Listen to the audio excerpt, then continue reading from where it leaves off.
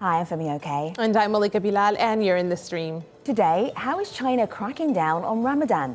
And we'll also look at two other stories, why people are boycotting the Eurovision Song Contest and anti-abortion bills in the United States. And as always, we want to hear from you. So send us your questions and your comments via Twitter or in our YouTube live stream chat.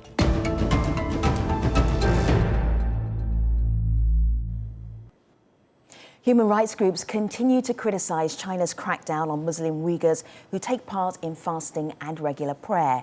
These and other common Muslim practices are viewed by Chinese authorities as acts of religious extremism and dissent against the state. So what do China's actions mean for Uyghurs during the holy month of Ramadan? Here with us to talk about this, we have via Skype from Washington, D.C., Sophie Richardson, China Director at Human Rights Watch, and right here in the studio, Rashan Abbas, Director of Campaign for Uyghurs. Good to have you here. Rashan, can you describe what it is like as a Muslim, as a Uyghur in China, to try and mark the holy month of Ramadan? All aspects of Islam is being banned. The Chinese government made all normal activities of Islam normal practice, like just praying, fasting, eating halal food, not eating pork, not drinking alcohol, made all of these are illegal. Under the pretext of Islamic extremism, currently they are holding 3 million Muslims in concentration camps. Therefore, for Uyghur Muslims, they are not being able to fast, and it's just a survival for them, like trying to just exist there. They are living under the complete Orwellian surveillance police state, being monitored 24 hours a day. Therefore, the holy months of Ramadan is just being another time of like a terror, and the people are afraid of just practicing normal Islam. Mm-hmm. So when you hear what those restrictions are like there, and they sound very restrictive, people online and in the diaspora are trying to do something about it in whatever way they can. And so one of those ways is something that caught our eye. It's this hashtag. This is Gulnaz who tweets, "This Ramadan, people must hashtag fast from China to show their support for millions of Uyghurs who are being banned from celebrating Ramadan by China." The creator of that hashtag and that campaign sent us a video comment. Her name is Hina Zubairi, and she's a director of outreach for the Save Uyghur campaign here in DC, and she talks to us about what's behind that. We started this campaign because 3 million Muslims are in concentration camps in East Turkestan under the Chinese regime. China will not let Muslims fast during the month of Ramadan, so we are fasting from China. It's super easy. We want people to not buy anything made in China and post those pictures of things that they did not buy on their social media. This campaign will continue after Ramadan until Uyghur Muslims are free. Sophie, what do you make of measures like this? Will they have any effect at all? Oh, I think it's a brilliant idea to link together, these pervasive, pernicious restrictions on people's ability to practice their faith. And I agree with everything that Rushan just said, but would add to that, it's not just that people aren't allowed to fast or, introduce their children to their religion. The Chinese government is actually describing Islam as an ideological virus, as if it was some sort of disease that had to be eradicated. And I think anything that Muslims or non-Muslims around the world can do to raise awareness, but also, to put some pressure on governments, particularly in the Organization of Islamic Cooperation, who've actually praised China, citizen activism around the world to get those governments to change their position really could make a difference in the long run. Rashan, I'm just thinking about what is happening to the Uyghurs. There have been many times during our history where we have not been particularly sophisticated and banned different faiths and religions. It seems so not of this time that this is happening to Uyghurs. But during that time, people have gone underground and still practiced their faith. Is it safe for you to tell me how people are still managing to remain Muslim even under very difficult circumstances? Well, 1.1 million Han Chinese deployed to Uyghur homes to monitor their daily activities, to live with them, live in their houses. They're asking their children to spy on their family if they are practicing. Therefore, and plus, every home has QR codes, implanted for scanning to just monitor who's going in and out. The cameras are everywhere. And when you fast during Ramadan, it's like you don't eat during the day from sunrise to sunset. But when there are cameras every corner and they are offering drinks and snacks at work, at schools, it's almost impossible to fast because people are so afraid of what is happening. It's like a test. If you don't eat, even though your faith tells you that during this holy month of Ramadan, you abstain from fasting if you're able to. So if you don't eat, then you are in trouble. You're in trouble. Right, exactly. Like serious trouble. Yes. It's amazing. So it's not possible even to, in private, be Muslim. That's extraordinary. It's almost impossible for even doing it in private. And China's getting away with this in front of entire world communities. They're labeling, sinifying Islam. How can Islam, with core principles of the religion or any religion, can be compatible for communist ideologies? So one person we interviewed, go ahead, just jump in. Yeah, go ahead. One person we interviewed who had actually been detained in a political re-education camp and came back out, and who obviously had to comply with restrictions on observing his faith at all when he was detained, said something really quite evocative to us, which was that no matter what had been done to him, that in his heart he was always going to be faithful to his religion. And I think when you hear people who've endured that kind of treatment and yet remain so true to their beliefs, it's really, I think, a testament of how strong this identity is and how critical campaigns like Fast from Ramadan can be in educating the world about the need to show some solidarity. Yes, that's the only thing keeping Uyghur Muslims going, the faith and the hope. So I want to bring in this comment from Arslan, who says that this hashtag, this campaign, Fast from China, is a start, but why stop there? People don't understand the severity of the situation of the Uyghur Muslims. We're getting unofficial figures of 50 to 100 dying daily in camps, he says, not to mention the total ban on Islam and the extermination of an ancient culture. And so while we can't verify those facts there, Rashan, talk to us about what this has meant for members of your family. Your sister is one who something extraordinary has happened to her and you're not sure what. Yeah, I was very outspoken and they talked about the atrocity, the conditions of the camps and the fate of my in-laws at one of the think tanks here in Washington. 6 days later, my sister and my aunt were abducted. They just disappeared. It has been more than 8 months now. I don't know anything about my sister, how's her conditions, and if she's where she is. I have no idea. For 8 months, we didn't hear anything. The Chinese government kept claiming that those are the re-education centers or vocational training centers. Well, my sister is a medical doctor, speaks fluent Chinese. What kind of vocational training a medical doctor goes through? And also, recently they invited some of the reporters to the region to guide a tour to some of the camps and saying that the prison guard, the officials saying these people come here from Monday through Friday and then be able to return home on the weekends. We have not heard from my sister for 8 months. Thank you for sharing that story. I know it must be difficult for you, but I do believe that getting the word out there is educating people online. Thank you so much for your time. Thank you to Rashan and to Sophie for joining us for this segment. Moving on, our next story is the boycott of Eurovision. Activists are calling on artists and music fans to boycott this year's widely televised Eurovision Song Contest, which is being held in Tel Aviv. Those who support a cultural boycott of Israel say artists who choose to perform in this year's competition are artwashing and normalizing the Israeli state's treatment of Palestinians. Others, including singer Madonna, say all human rights should be respected and that music should be seen as a medium for peace. So is a cultural boycott of Israel justified, and how effective are such protests? With us to talk about this in Edinburgh, Scotland, Mariam Barghouti, a writer with a focus on Palestinian issues. And in Waltham, Massachusetts, Shayna Weiss, Associate Director of the Schusterman Center for Israel Studies at Brandeis University. Welcome to both of you. Thanks for being here for this. I want to dip right in to our community because they have so much to say about this topic.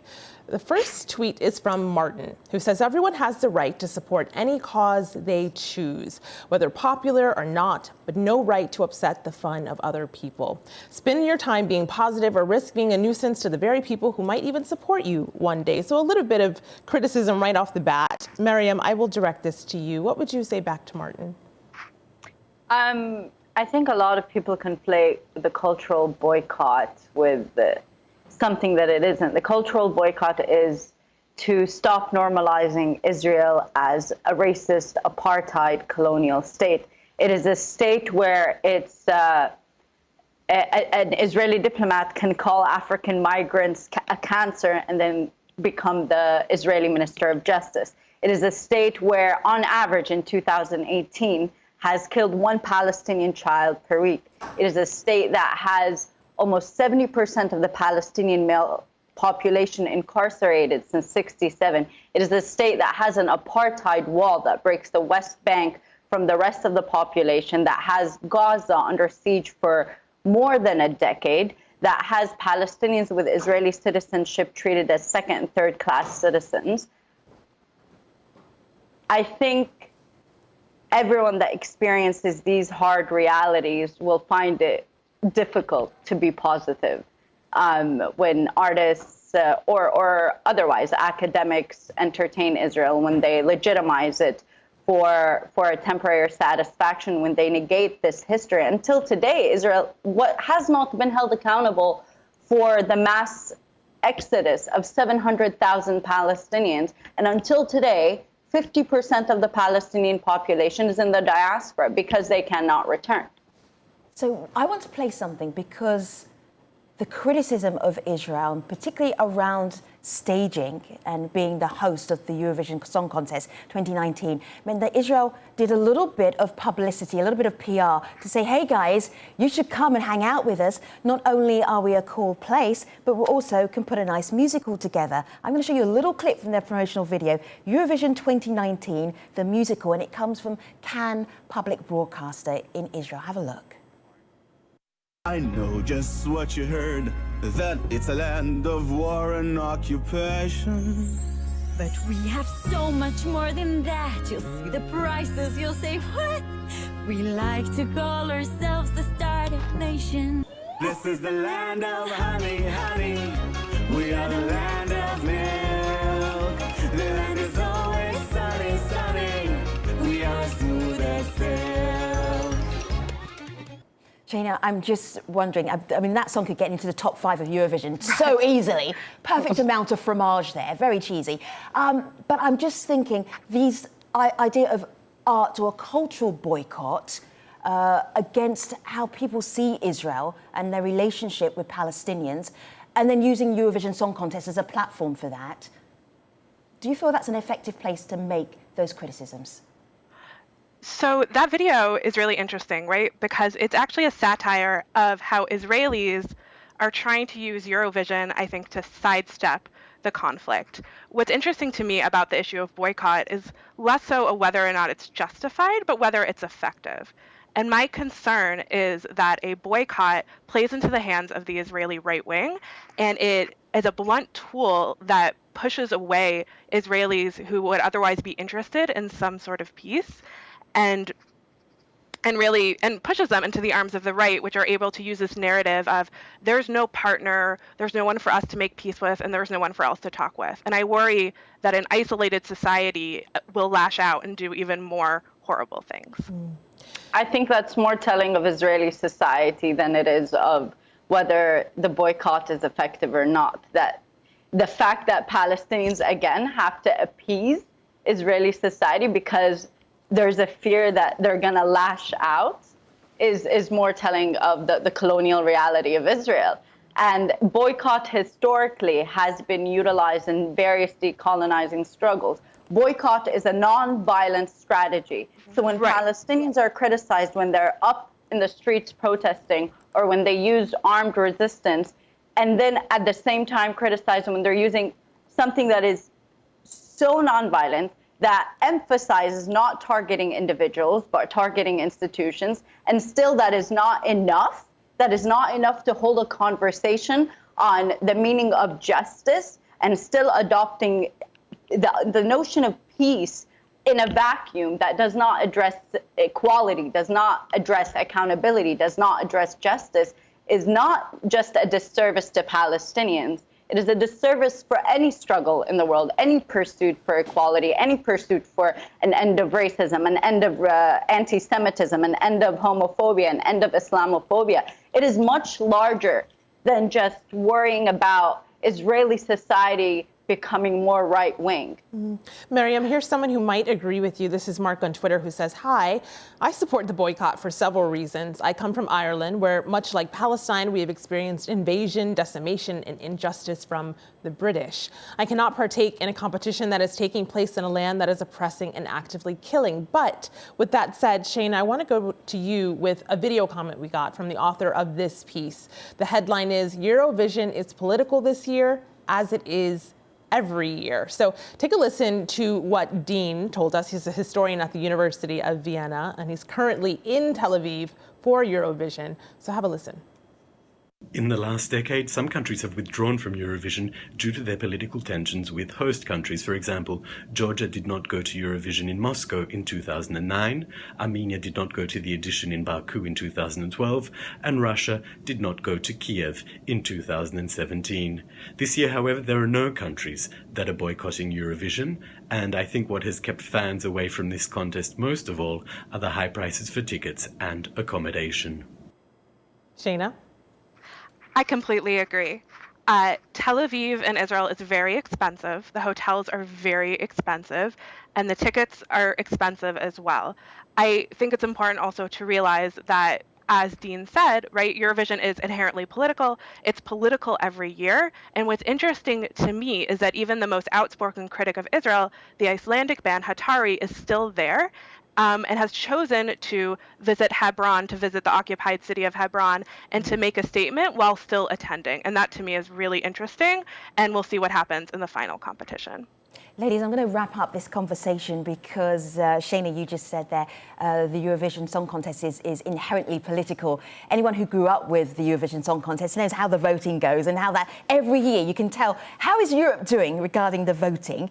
This is Duncan Lawrence. He is entering the Eurovision Song Contest on behalf of the Netherlands. He's going to be our backdrop because we also asked the Eurovision Song Contest for a statement to ask them about this boycott. And they said that the contest is a long-running, non-political entertainment event. And then just look there, the last little bit. There have been no discussions with any of the EBU's members or associates concerning a boycott of Eurovision Song Contest 2019. All of the countries are taking part.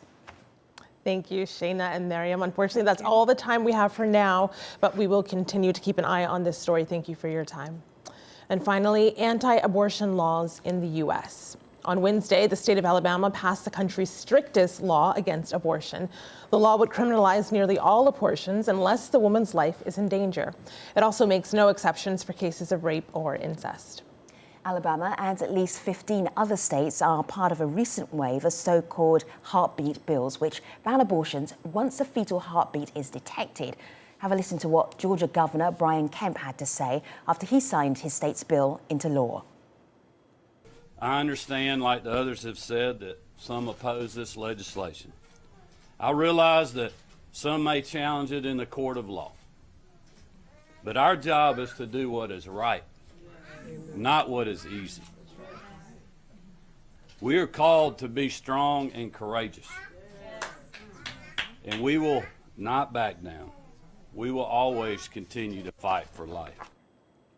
The bills are likely to be challenged in court and are seen as one more step towards the U.S. Supreme Court eventually overturning the 1973 Roe versus Wade case that establishes the right to abortion access in the United States. Here to talk about this, Kimberly Mutchison. She's co-dean and professor of law at Rutgers Law School. Kimberly, welcome. We've got a lot of work for you to do. This is so busy online. Malika, where should we start? Let's start in Alabama because, of course, online, that is what most people are talking about in our feeds. So Sophie here Here's one of them. She says Alabama's abortion ban is the direct result of Brett Kavanaugh's confirmation to the Supreme Court. With a firmly conservative Supreme Court, 7 states this year have been emboldened to pass flagrantly unconstitutional laws to set up a test case to overturn Roe versus Wade. And this is why we need hashtag court packing. So a lot there to unpack in that tweet, Kimberly. But talk to us about what she gets at as the why now. What do you make of that? Well, the truth is that basically since 1973, there have been anti-choice forces that have been trying to overturn Roe versus Wade. So it's certainly the case that Brett Kavanaugh's confirmation has emboldened people and maybe given them a little bit more a hope that they would actually be able to overturn Roe at this point. But abortion access has been attacked in the United States for many years, and including in 1992 when Planned Parenthood versus Casey was decided, which was the first case that really rolled back the Roe decision first. Kimberly, do you see any a link between all of the states that have these heartbeat bills wanting them to be law? Can you say, oh, those are the 15 states that all want to do this? Do you see that? I missed a part of your question there. Sure. It was something about the commonality among these states? Exactly. That's exactly my question, but you said it so much better than I did. Great. So certainly we see a lot of action in states that we would describe as red states, states that are more conservative in the United States, states that tend to vote for conservative politicians. Some of those are southern states, not all of them are southern states. So there's definitely a divide here between what we would call blue states, states that tend to vote Democratic, and states that are red states that vote that tend to vote for conservatives and for Republicans. Someone on YouTube watching right now writes, my home state of Georgia passed a law like this. It's dangerous for women and for a democratic society. That's Elizabeth Rainey on YouTube. Thanks for that comment. But another person on Twitter says there is a specific group of women who this will affect the most. She sent us a video comment after writing this piece in March on Black women who have always worked to assure abortion access. She says, have a listen to what she told the stream. Black women have always faced policing around their reproductive rights and freedoms, and you can go back to the history of slavery to see that. And so what's happening in Georgia and Alabama with lawmakers restricting access to abortion is nothing new for Black women. And we know that these laws uniquely impacts women in poverty. And women in poverty, Black women are more likely to face poverty in this country. Kimberly?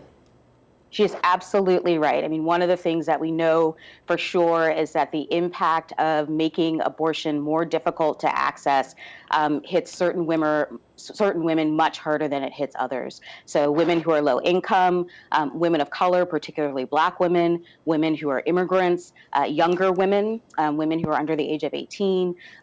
These are the people for whom making abortion access more difficult really creates the highest burdens and the highest difficulty in terms of being able to not only control their own bodies, but really control their own future. So there are very deep race and class implications in all of this. I'm just thinking, we saw some pictures earlier of the makeup of the Supreme Court. If you look at that lineup, Kimberly, can you predict what may well happen to abortion rights and abortion access in the United States, just looking at knowing where their positions are and where they come from? Well, basically where we are now is, the Supreme Court has 9 justices. For a very long time, it was a court where you could be pretty certain that any abortion case was going to be decided 5-4 in favor of continuing to have a right to abortion that is protected by the U.S. Constitution. Brett Kavanaugh's nomination threw a significant wild card into that calculation. Justice Kennedy, whose seat is the seat that Justice Kavanaugh took, was a pretty reliable vote to protect access to abortion. There's really no reason or very little reason to think that Justice Kavanaugh will do the same. So we'll see. So I wanted to end here with a few perspectives from our community. Nadia says this is a nightmare. This is about owning women's bodies and making them feel less than human. Another person writes that people with financial means and political connections will always facilitate safe and professional abortion services through travel, private doctors, and hotels, and will avoid the consequences. Thank you so much, Kimberly, for joining us, and thank you for all of our guests in our 3-part show. We will see you always online at AJ Stream. See you next time. Take care.